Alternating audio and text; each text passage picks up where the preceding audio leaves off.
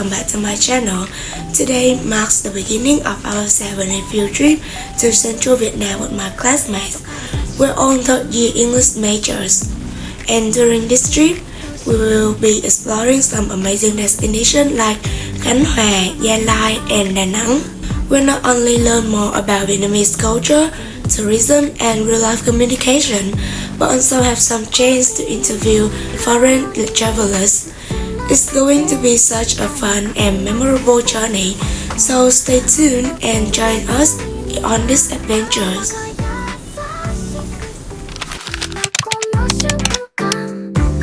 On the first day, we had to be at school at 5:30 a.m. to store our luggage, and then we departed for Nha Trang at 6. After more than an hour of traveling, we arrived in the Suối Tre area in Long Khánh to have breakfast. At noon, our group arrived in the Ca Ná area to have lunch.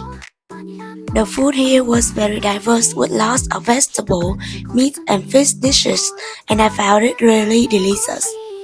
The scenery here was also beautiful, with tall mountains and a blue sea that looked really poetic.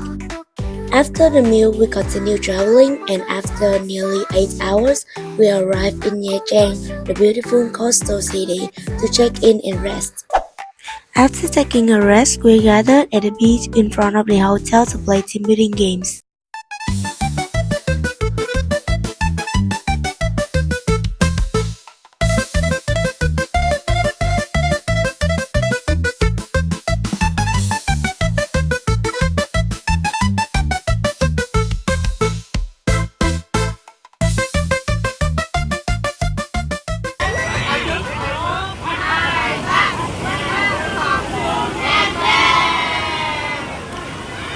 On the first night, we enjoyed Nhân Hòa grilled pork roast. Nem nướng means pork seasoned with spices, grilled and served with fresh vegetables, cucumber and sour mango. All of it is rolled into rice paper and then dipped in tasty sauce.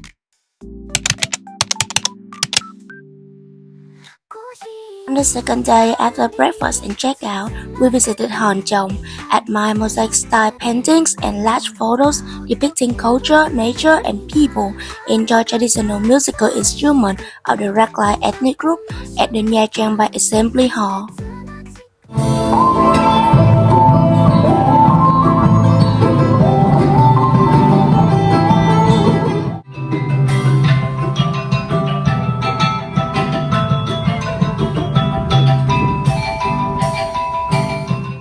And after enjoying the traditional instrument music, now we move to Hòn Chồng. This is one of the most beautiful spots in Nha Trang. Hòn Chồng means the husband's rock. It's a group of hill stone stacked naturally by sea, and from here you can see the beautiful sea view, enjoy the sound of the waves and the calm atmosphere of Nha Trang. Hòn Chồng visitors can see a large rock with a hollow resembling 5 fingertips. According to legend, it is the handprint of a giant who braced himself against the rock to withstand strong waves. Though mythical, this unusual mark has become a highlight for visitors and adds to the mysterious beauty of Hòn Chồng. After visiting Hòn Chồng, we continued our journey and stopped at Quảng Ngãi for lunch. Around 1 p.m., we arrived at Gan Đá Đĩa, a unique natural wonder of Phú Yên, where hexagonal rock columns stacked like a honeycomb make it a famous destination for visitors. Then we moved to Mang Lăng Church, one of the oldest churches in Vietnam. It was built in the 19th century and features beautiful Gothic architecture. This church also keeps the first book written in Vietnamese script, so it's a meaningful historical spot in Phú Yên. After finishing our visit, we headed back to Saigon Quy Nhon Hotel in Quy Nhon City to rest and recharge. Then we had dinner at Một Phiên restaurant. During our free time in the evening, we walked along Quy Nhon Beach, enjoyed the famous blue dew soy bean here. As for me, I think grass jelly with milk is the best. It's both cool and easy to drink. On the third day, because of the approaching storm, we had breakfast, checked out, and quickly made our way to Da Nang. It was raining the whole time, so we couldn't visit any planned destinations. We only stopped once for lunch before continuing the trip. By late afternoon, we arrived at Royal Lotus Hotel in Da Nang, checked in, relaxed, and had dinner there. Since the storm was getting closer to the mainland, for safety reasons, we weren't allowed to go out or explore the city that night. The next day, after the storm had passed, the weather finally cleared up and the sun came out again. With the nice weather, we continued our trip and headed to Marble Mountains for our visit. The air felt so fresh after the rain, which made the climb much more pleasant. Of our trip, we are visiting the Marble Mountains or Ngũ Hành Sơn, one of the most famous tourist attractions in Da Nang. It consists of 5 limestone hills named after the 5 elements in Eastern philosophy: metal, wood, water, fire, and earth. Among them, the Eastern or Water Mountains is the largest and most beautiful one that visitors can climb. Each mountain has its own caves, temples, and pagodas. Most famous is Nguyễn Cave, where sunlight shines to the top, creating a magical and peaceful atmosphere. Linh Ứng Pagoda in Ngũ Hành Sơn, one of 3 famous pagodas named Linh Ứng in Da Nang.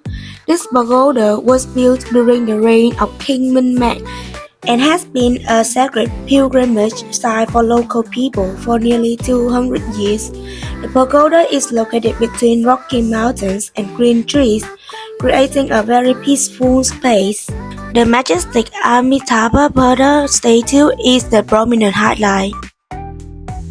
Next, we visited Tàng Trân Cave. The cave is large and cool. The light shining through the rocks creates a mysterious beauty. This place used to be a place for practice for monks, so the space is very quiet and meditative. Nearby is Tam Thanh Cave, consisting of 3 consecutive caves associated with the legend that the Trần Dynasty princes left the capital and came here to retreat among the poor rocky mountains.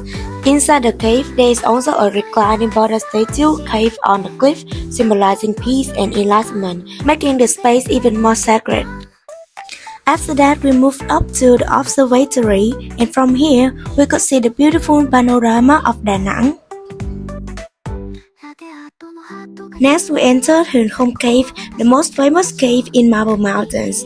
The cave is wide, cool, with interesting stalactites and stalagmites from over thousands of years, creating a space that is both magical and poetic. Natural light shines through the cracks in the rocks, reflecting on the cave floor, making the scene shimmer like entering a fairyland. Inside, there is a shrine to Kuan Yin, ancient inscriptions, and a small Buddha statue bearing sacred and historical marks. The quiet atmosphere makes this place an ideal spot to meditate, worship, and feel the spiritual beauty of the Marble Mountains. After that, we went back to the hotel to have lunch and rest. At about 1:30 p.m., we changed into the women's red áo dài and men's shirts and went to the building opposite the hotel to study and interact with Royal Lotus Hotel. This is an opportunity for English language students to come into contact with the real working environment in the tourism and hotel industry. After studying at hotel, we went to visit a place that every tourist must visit once, which is Hội An Asian Town. Hội An is a UNESCO World Heritage Site and was one a bustling trading spot where Vietnamese, Chinese, Japanese, and Western cultures blended. The ancient town is known for its yellow walls, tiled roof, narrow streets, and beautiful lanterns that light up at night. The most iconic spot is the 400-year-old Japanese covered bridge. The Japanese covered bridge was built in the early 17th century. The bridge is made entirely of wood with a roof structure that blends Japanese, Chinese, and Vietnamese architecture influence. It's considered the soul of Asian town, symbolizing peace and protection of the locals. Our next destination is Chinese Assembly Halls, built in the 17th century by Chinese merchant communities. Each hall features traditional Chinese architecture and is one of the main highlights of the Asian town. And finally, when you visit Hội An, don't forget to try local specialties like cao lầu, mì Quảng, or malt herbal drink. Just one taste and you will never forget it. Hi, I'm a student and I'm making a small travel vlog about and Okay. and can I ask you some quick question? Sure. So what's your name and where you from? I'm Tom. I'm from California.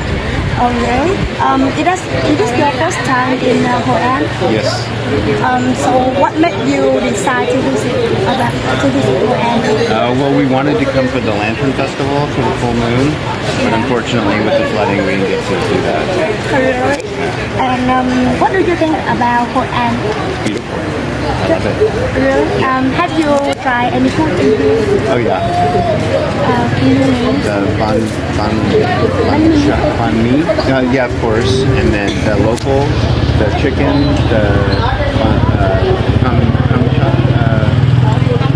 the chicken with the onions. You know, it's a local. Yeah, maybe I know. Maybe. Yeah. Maybe. And so what's the most interesting or funny thing that happened to you? Oh gosh, just it's crazy everything. You know, there was a little kitty cat that I made friends with that came out of my lap. I don't know. That can happen anywhere, but just seeing everything and people are lovely and having a good time. Yeah.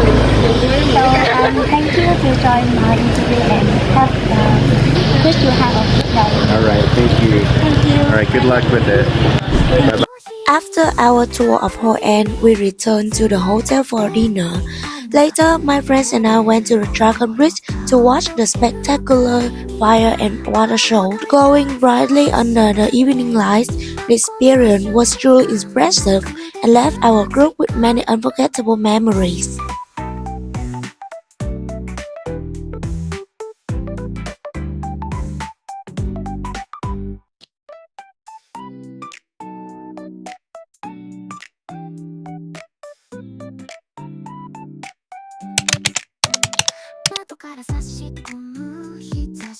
On the fifth day of the trip, we went to the Museum of Cham Sculpture, which stores more than 2,000 artifacts from the Champa culture.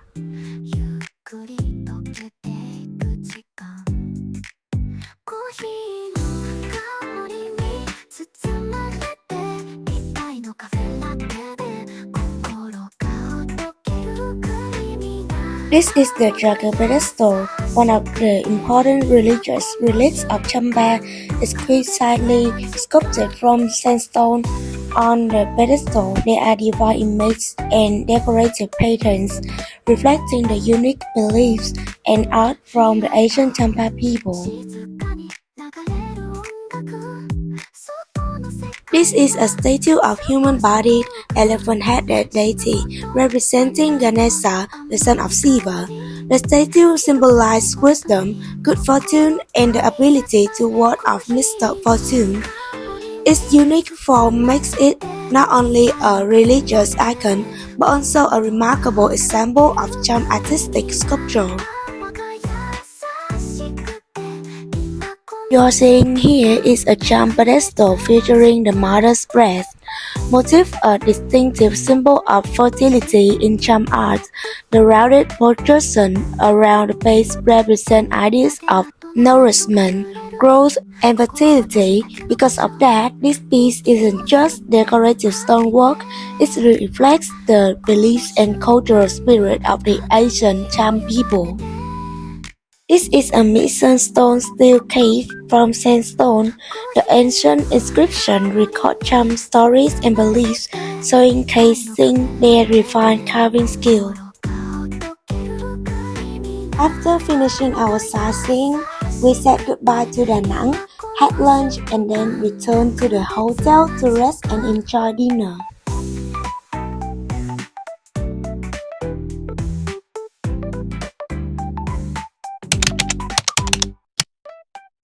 Hi everyone, I'm at Nguyễn Tower, one of the famous Asian gem sites in Quy Nhon, Phú Yên.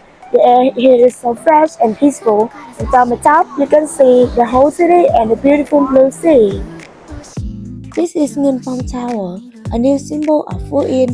Its design is inspired by rock formation of Gần Đá Đĩa, with two-layered stone structures facing the sea. Standing here, you can truly feel the harmony of wind, ocean, and architecture, just like the name Ngân Phong suggests.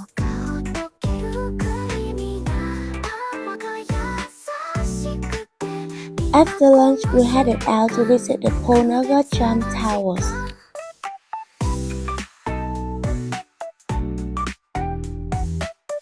Hello everyone, after finished lunch, I am currently at Ponagar Tower, one of the most famous places when it comes to Nha Trang. I heard that this is an ancient gem construction that has existed for more than 1,000 years, so today I come here to visit the beautiful of this place. According to my research, Ponagar Tower was built to worship the goddess Ponagar, also known as the mother of the land, the protector of this land. And every year, around the third lunar month, Thapa festival is held here. A large number of people and tourists come to offer incense and pray for peace and luck. Actually, when I stand here, I feel very impressed. On one side are ancient towers, on the other side is blue Nha Trang Sea. The scene is both majestic and poetic. I feel like this place is not only a tourist destination, but also a part of soul of Nha Trang City. The bricks used to build the Ponagar Tower are ancient Cham bricks with a deep red color, highly durable and fitted together with almost no visible mortar. The Cham masonry technique remains a mystery to this day. The tower also has a small hole that was used to place a torch during ancient rituals.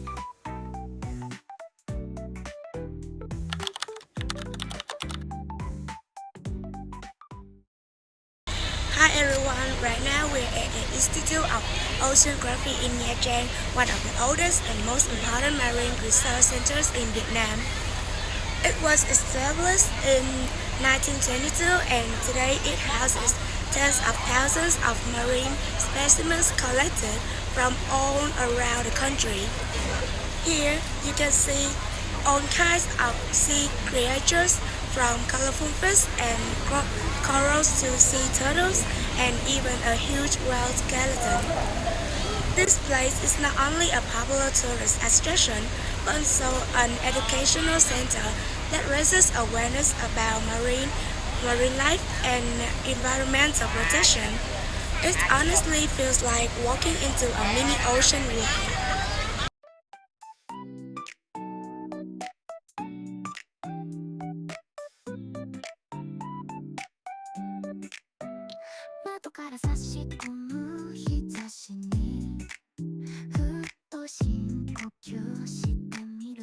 While visiting the fish there, perhaps my favorite place is this large fish tank road.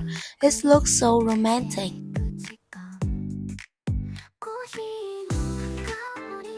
There are not only fish here, but also beautiful looking seashells.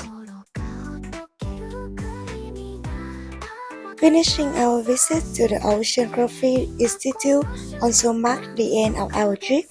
After that, our group headed to lunch and then made our way back to Ho Chi Minh City. It was a short journey but filled with memorable experience. And that ended my 7 days field trip. During that trip, I had hundreds of memories and countless valuable lessons. This trip not only helped us learn more about knowledge, but also understand people, culture, and ourselves. And if you like this video, please give me a like and comment. Bye bye.